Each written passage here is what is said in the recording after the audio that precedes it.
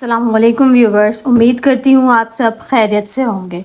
کہا جاتا ہے کچھ مکان وقت کے ساتھ ساتھ صرف پرانے نہیں ہوتے، وہ خطرناک بھی بن جاتے ہیں۔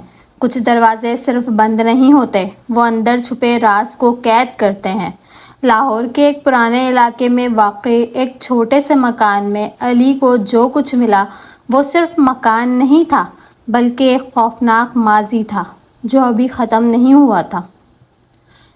آج کی کہانی علی نامی ایک لڑکے کی ہے جو ایک کرائے کا مکان ڈھونڈنے لاہور کے ایک علاقے میں آیا، جو مکان کافی بوسیدہ اور پرانا تھا۔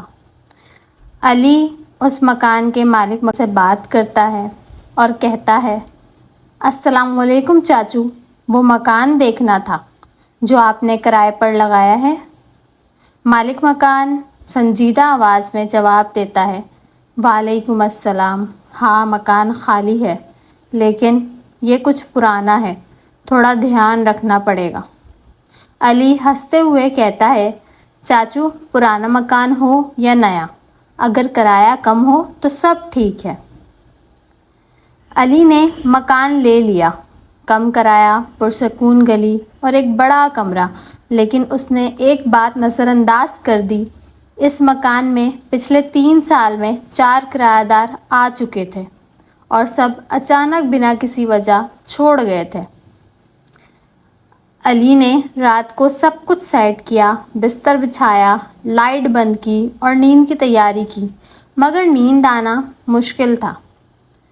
پھر رات کے پہر اچانک علی کو ہلکی سی دیواروں پر دستک کی آواز آتی ہے۔ علی چونک کر کہتا ہے، کون ہے؟ چند لمحوں کی خاموشی، پھر دروازے پر ہلکی سی دستک۔ علی اونچی آواز میں کہتا ہے، بھائی اگر کوئی ہے تو بتاؤ، مذاق مت کرو۔ لیکن کوئی جواب نہیں آتا۔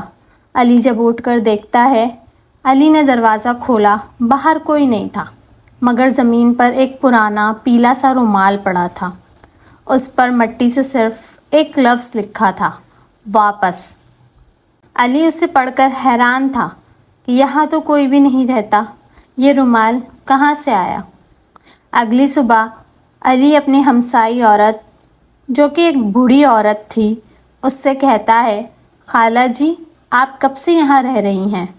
ہمسائی عورت خاموشی کے بعد آہستہ آواز میں کہتی ہے، بیٹا اس گھر میں کچھ ٹھیک نہیں ہے۔ جس لڑکی نے پچھلے سال یہاں کرائے پر رہنا شروع کیا تھا، اس کی بیٹی مریم اب تک لاپتہ ہے۔ علی کا دل دھڑک سا جاتا ہے۔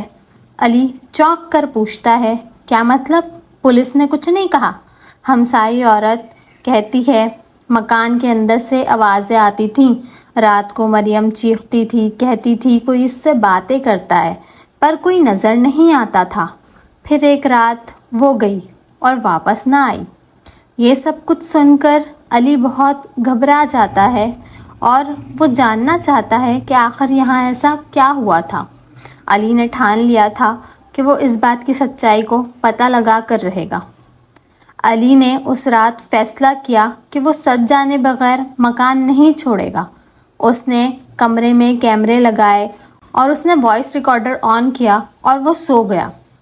لیکن جب وہ صبح اٹھا تو اس نے اس وائس ریکارڈر میں سنا کہ کوئی عورت گھبرائی ہوئی سرگوشی کر رہی تھی اور وہ کہہ رہی تھی، وہ واپس آ گیا ہے، وہ مجھے نہیں چھوڑے گا۔ علی گھبراہٹ میں کہتا ہے، یہ آواز، یہ تو کسی لڑکی کی ہے۔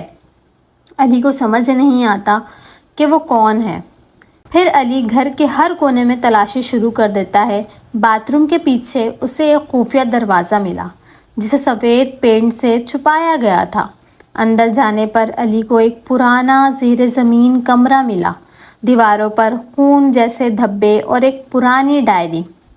علی نے اس ڈائری کو اٹھایا اور وہ اونچی آواز میں پڑھنے لگا۔